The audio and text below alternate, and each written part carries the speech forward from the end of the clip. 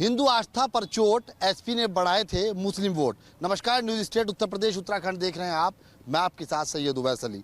आज फिलहाल हम मुरादाबाद के अंदर मौजूद हैं और यहाँ से लोकसभा चुनाव 2024 को लेकर जनता के मूड में क्या चल रहा है, किसको वोट देने वाले हो रहे हैं, क्या 2024 का जो पूरा चुनाव है वो धर्म की राजनीति के आधार पर होने वाला हो रहा है, तमाम चर्चा करेंगे। हमारे साथ यहाँ पर कुछ लोग मौजूद हैं, उनसे बातचीत करते हैं। हिंदू आस्था पर चोट, एसपी ने बढ़ाए थे वोट, क्या कहेंगे आप? जी, मैं समझ में नहीं आया मुझे, आपने क्या मुझसे सवाल किया? जब समाजवादी की सरकार थी, बाबरी मस्जिद का मामला था, तो तमाम मुलायम सिंह यादव ने वोट बढ़ाए थे, गोलियां चलवाई थी वहाँ पर। आज हिंदू धर्म की राजनीति को आधार अगर माना जाए तो क्या बीजेपी जीत जाएगी?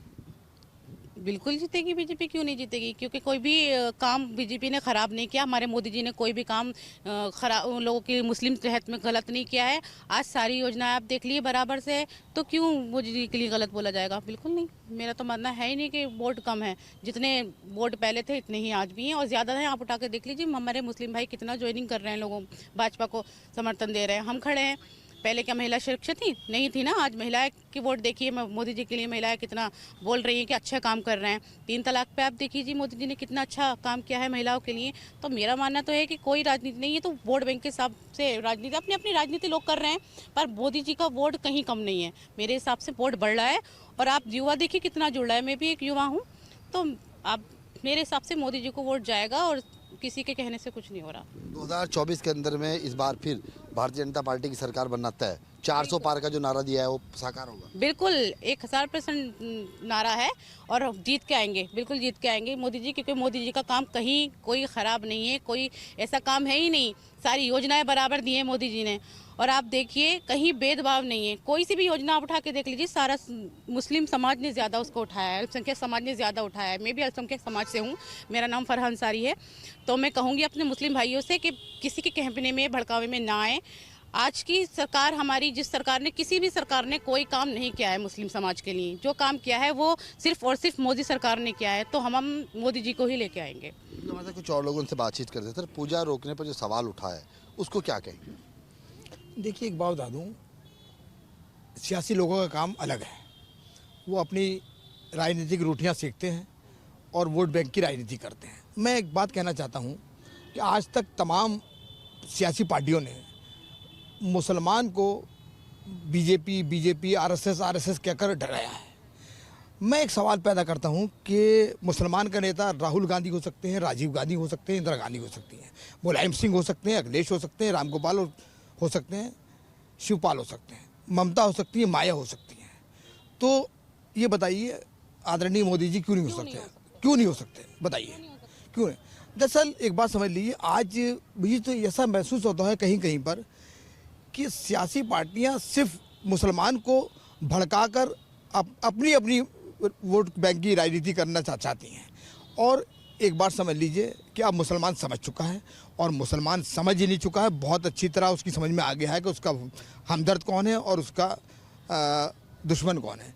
और इस बार जो बहुत बड़ा काम किसी सियासी पार्टी ने नहीं किया था, वो सिर्फ मोदी जी ने करा। उसकी वजह यह है कि आज मुसलमान उससे जुड़ा। वो काम यह है कि सब लोगों ने अपने यहाँ एक इंडियन माइनॉरिटी सेल बना दिया और मुसलमान को एक लॉलीपॉप देके उसके अंदर मेंबर्स बना, संगठन बना दिया। लेकिन इन्होंने इस्लाम को समझते हुए कि हिंदुस्तान में इस्लाम आया कहाँ से, इन्होंने सूफी संवाद बनाया। और आज सूफी संवाद ही नहीं बनाया, बल्कि सूफी सर्किट योजना जो बहुत सालों से बंद पड़ी थी उसे लागू कर दिया। तो आज मुसलमान का जो सूफी समुदाय है और जो एक अच्छे सोच के मुसलमान हैं, वो जो है बीजेपी से जुड़ रहे हैं। हमारे कुछ और लोगों से बात करते हैं। वोट बैंक की एक सियासी चाल है, क्या कहेंगे? नहीं, वोट बैंक की सियासी चाल नहीं है, अपना अपना प्रोपेगेंडा है पार्टियों का। ऐसा है, उत्तर प्रदेश की अगर बात करते हैं आप, तो उत्तर प्रदेश में जनाधार समाजवादी पार्टी का बहुत मजबूत पक्ष है और दूसरे नंबर की पार्टी है। ऐसा नहीं है, अभी आपने हमारे बड़े भाई जो बोल रहे थे कि अखिलेश यादव भी समाजवादी पार्टी के जो राष्ट्रीय अध्यक्ष हैं वही मुसलमानों के नेता क्यों हो सकते हैं? उसकी वजह है, उसकी एक वजह यह है कि वो मुसलमानों के लिए काम करते हैं। ऐसा नहीं है कि मस्जिद मंदिर के लिए लड़ाई लड़वाने का काम उनका नहीं है। वो मुसलमान के पक्ष को आगे रखते हैं, उनको समझते हैं।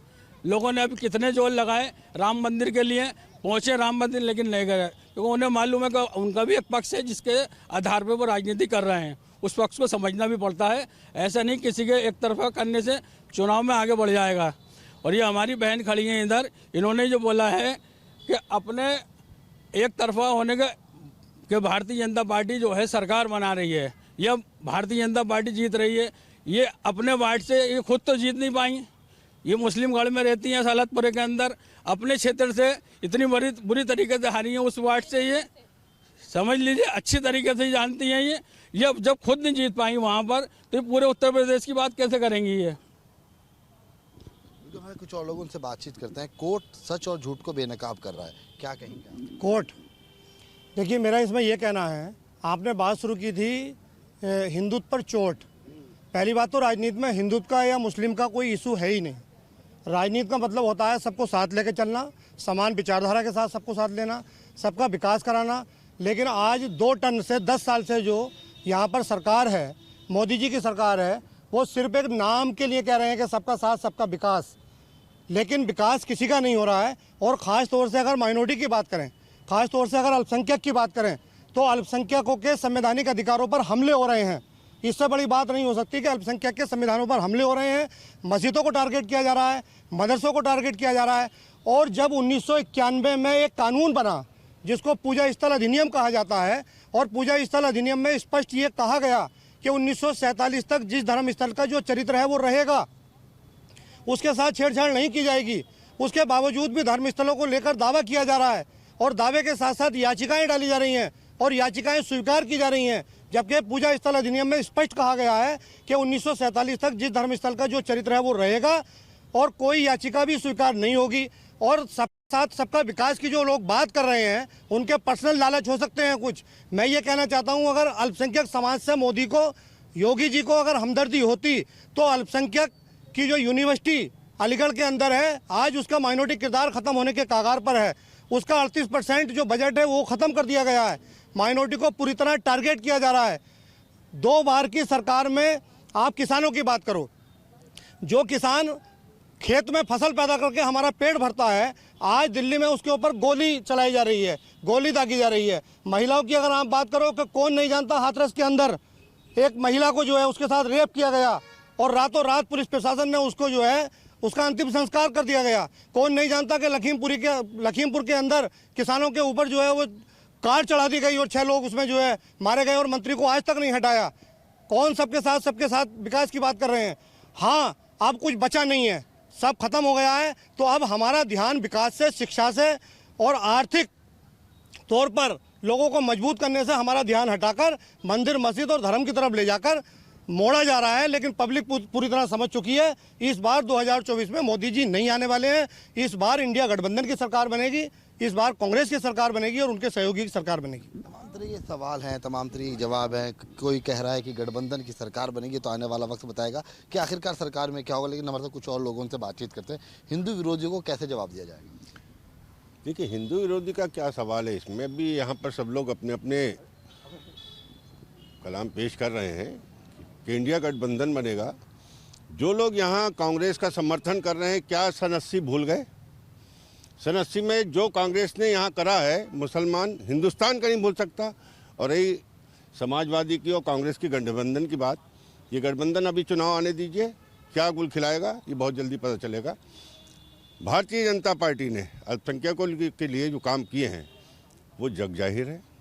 सब जानते हैं कि जो मदरसे सिलेट और कलम से चलते थे, आज उनका आधुनिकीकरण करके इंग्लिश मीडियम शिक्षा उसमें प्राप्त कर रहे हैं मुस्लिम बच्चे। और क्या चाहिए मोदी जी से? मोदी जी ने मुसलमानों के लिए जितनी योजनाएं लागू करी हैं, हम लोगों का काम है उसको उन तक पहुंचाना, और उस पर हम लोग काम कर रहे हैं। 2024 400 के पार है। ये लोग बौखलाहट में नाप शनाप बातें करते हैं। आपके माध्यम से मैं कहना चाहता हूँ कि कांग्रेस का कोई जनाधार नहीं और समाजवादी का कोई जनाधार नहीं। इनके सारे विधायक MP टूट टूट के ज़बरदस्ती बीजेपी के पाले में आ रहे हैं। ये खुद भी एक दिन यही आएगा कि ये लोग कांग्रेस के जो शीर्ष नेतृत्व है, ये भारतीय जनता पार्टी की सदस्यता ग्रहण करेंगे। देखिए, और सवाल यहाँ से लेते हैं। कोर्ट सच और झूठ को बेनकाब कर रहा है? सही बात हो रही है, जो भी है सही काम हो रहे हैं। 2024 में बन जाएगी सरकार? बिल्कुल 400 पार से आ रही है। 400 पार का नारा कितना साकार है? बिल्कुल सरकार, कैसे? हम जन जन में काम कर रहे हैं और योजना का मुस्लिम पक्ष भी लाभ ले रहा और सारे उसको लाभ मिल रहा, इसी बार हम जीत रहे हैं। मुसलमान के 3 काम बता दो जो सरकार ने करे होंगे। बताओ कौन से काम ना करे? आप बताइए। नहीं, काफ़ी काम ऐसे हैं जो किए हैं। 3 गिना दो। 3 काम कौन कौन से गिनाऊं? जी बताया। मान्यवर आप 5 लाख का जो योजना बीमा चला वो करा, वो सबके लिए है। मुसलमानों के 3 तलाक के लिए मुसलमानों का करा और 370 हटाई। आज कश्मीर के लोग वहाँ सुखी हैं। ये तो तीन है, बहुत सी योजना है। 2024 में सरकार बनेगी? बिल्कुल इंशाल्लाह बनेगी, 400 पार रहेगी। और बताइए। हिंदू तत्व पर चोट देकर समाजवादी ने जो वोट बढ़ाए थे, क्या कहेंगे उसको? आप ये देख लीजिए समाजवादी का कितना जनाधार के एमपी में रहा है, आपको सबको जग जाहिर है। और राहुल गांधी का भी 2 सीटें और इनकी 3 सीटें, कोई जनाधार नहीं है इनका। आज यहाँ पे सब जान चुके हैं यूपी में ये षड्यंत्र रचते थे, मुसलमानों के साथ जाति करते थे और कुछ इनके वोटों की राजनीति करते हैं। आज ये देख लीजिएगा, इन्होंने राज्यसभा सांसद बनाया अखिलेश यादव ने, जिनके 50 वोट नहीं है उन्हें राज्यसभा सांसद बना दिए गए 3 को। मुस्लिम समुदाय को क्यों नहीं? क्यों मुस्लिम लीडरशिप ख़त्म कर रहे हैं? क्या वजह है? आप हिंदुत्व का नारा दे रहे हैं? हिंदुत्व का नारा नहीं है। भारतीय जनता पार्टी सबका साथ सबके विकास पर कार्य कर रही है और पूर्ण बहुमत से जीतेगी इंशाल्लाह। मतलब कुछ और लोगों से बातचीत से पूजा पर जो रोक लगी, क्या कहेंगे उसको? देखिए, पूजा पर रोक लगाना या पूजा पर रोक चालू रखना, ये सब गवर्नमेंट की वह है। मैं अभी तक ये समझ नहीं पा रहा हूँ। मैं देश की राजनीति के बारे में नहीं, मैं सिर्फ जो मुरादाबाद में रह रहा हूँ, मैं मुरादाबाद के ऊपर बात करना चाहता हूँ। क्या कोई भाजपा के लोगों ने कुछ मशीनें फिट कर रखी हैं कि 400 पार, तो इनको पहले से ही अंदाज़ा है कि ये 400 मशीनें हमने बिल्कुल तैयार करके रख दी हैं 400 सीटों के लिए। और अच्छा 500 भी कह सकते थे, इसको 300 भी कह सकते थे, 400 ही क्यों? क्या ये मशीनें कौन से देश से बन के आई हैं जिसपे भाजपा 400 ही सीटों पर चुनाव जीतना चाहेगी? और दूसरी बात, आप ये कहना चाहते हैं कि मुसलमानों के लिए क्या करा है? या जितने भी लोग भाजपा के लिए खड़े हैं वो यहाँ पर कोई भी 10 बातें मुस्लिम को या पाकिस्तान को छोड़कर अगर वो बात बोल जाएं तो मैं इनको ये मानूंगा कि ये बिल्कुल ही 400 सीटें पार कर पाएंगे। अच्छा, मुरादाबाद की मैं बात करूं, मेरा मुरादाबाद जो है ये पीतल नगरी के नाम से जाना जाता है। ये देश के अंदर इतना पॉपुलर शहर है, इसको लोग बहुत अच्छी तरीके से जानते हैं। अगर सरकार इतनी अच्छी चल रही है तो यहाँ के जो उद्योग हैं उनको क्यों पट करा गया? यहाँ के जो एक्सपोर्टर लोग हैं जिनको ड्रॉ बैग मिलता था, आज वो उस ड्रॉ बैग के लिए तरस रहे हैं। यहाँ का काम सारा चौपट हो चुका है। क्या भाजपा सरकार है? क्या भाजपा सरकार की क्या नीतियां हैं? क्योंकि भाजपा सरकार को मालूम है कि मुरादाबाद सिटी है, मुरादाबाद सिटी को एक महानगर का दर्जा दिया गया। कहीं पर आपको ये लोग लग रहा हो, देखिए बुद्ध बाजार के अंदर, मैं आपको बुद्ध बाजार की बात करूंगा, बुद्ध बाजार के अंदर कितने गरीबों के आस्थाने थे जिनके लोगों के पेट पलते थे। ठीक, आज उन लोगों को वहाँ से हटाने के बाद वो ये तरह, हम अगर किसी को भी कहीं से अगर हम हटाएंगे तो सबसे पहले हमें उनके लिए जगह चिन्हित करनी होगी, क्योंकि उनका परिवार चलता है, उनके परिवार के लिए हमें सपोर्ट करनी चाहिए। भाई सरकार को मैं बुरा या भला नहीं कहना चाहूँगा, मैं सिर्फ इतना कहना चाहूँगा कि सरकार जनहित की बात करे। जब सबका साथ विकास की बात कर रही है तो वहाँ हिंदू मुस्लिम का क्या है? देखिए, सबसे पहली चीज़ बाबरी मस्जिद ये अल्लाह का बड़ा इनाम है उस परवरदिगार का कि जिस जगह पर लड़ाई हो रही थी सुप्रीम कोर्ट ने उसको माना कि यहाँ पर ये किसी भी तरीके का कोई मंदिर नहीं था, कोई मूर्ति नहीं थी। उस जगह को छोड़कर वहाँ से 3 किलोमीटर दूर जाकर राम मंदिर बनाया गया। देखिए, आस्था की बात है, मेरे भाई लोग हैं, मैं भी सब हिंदू मुस्लिम सिख ईसाई सब धर्म का काम करता हूँ, सब धर्म के लोगों के साथ रहता हूँ। तो मेरा सिर्फ क्या मानना यह है कि अगर जब तुम्हें मंदिर वहाँ बनाना ही नहीं था तो तुमने इस केस को इतना क्यों खींचा? आप मंदिर कहीं भी बना सकते थे। आप जनहित की बात करते, सबका साथ सबका विकास, तो आपका कहना यह था कि आप मस्जिद यहाँ बनाइए, हम 1 किलोमीटर दूर मंदिर बनाएंगे, तो सबका साथ सबका विकास इसको माना जाता। तब जनता खुश होती और मुसलमान भी खुश होते। और अगर सबका साथ सबका विकास है तो ये आने वाला चुनाव है, इस चुनाव के अंदर मुस्लिम परसेंटेज को देखते हुए माननीय मोदी जी को एमपी उतारने चाहिए कि जहां जहां मुस्लिम लोग हैं वहां पर कोई भी गैर मुस्लिम, अगर मुरादाबाद है, मुरादाबाद के अंदर मुसलमान प्रत्याशी उतारिए, संभल है मुसलमान प्रत्याशी उतारिए, अमरोहा है मुसलमान प्रत्याशी उतारिए, फैजाबाद है मुसलमान प्रत्याशी उतारिए, तब हम मानेंगे कि ये सबका साथ सबका विकास है। हमको देखिए भारतीय जनता पार्टी को मुस्लिम लोगों को कितना टिकट मिलेगा ये देखने वाली बात होगी। कशिश भाई 2024 के अंदर में क्या सरकार बन सकती है? देखिए एक बात समझ लीजिए, जो सरकार की योजनाएं हैं उनका फ़ायदा हर मज़हब के आदमी को मिला है।